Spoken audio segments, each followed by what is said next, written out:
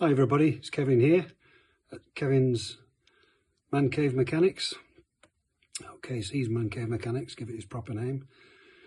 Today I'm still working on the axle. I just really want to make a good job of it. So as you can see, I've been stripping off all of the rust.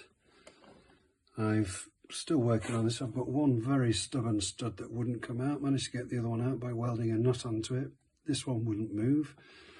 Now I've moved on to pulling out the half shafts to look at the bearings, and as you can see, they're in fantastic nick.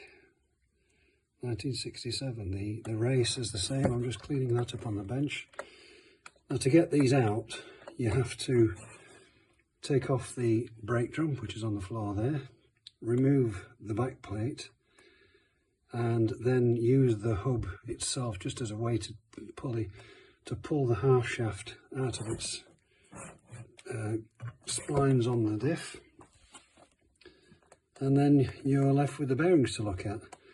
If you're in an unfortunate position where the bearings are US, then obviously you've got to take them off, but I thought I'd take them out and have a look anyway, because these, if you look at the manual, which I've got online, it says they don't need any periodic greasing. Well, being an old level mechanic like me, I do like to look after bearings, and it says that obviously if you do any work, then they should be re-greased.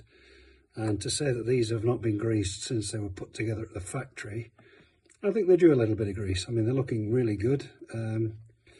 I did wonder whether they were oil fed and lubricated, but the oil level doesn't get enough to go down the axle tubes right to the bearings, and there is a seal in there which you can just see. I'm going to also look at that and see what that's like, but it looks all to be okay. So you know what it's like, if it's not broke, don't fix it. So next thing is to clean this bearing up and get some more grease on it.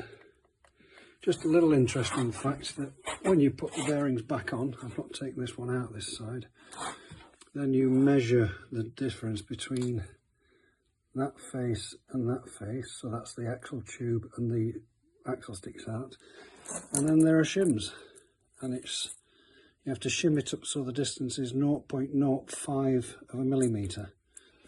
Now I'm not changing the bearings, so I'm going to measure it up, but I'm going to hope that I just put the same shims back on again as it came off with.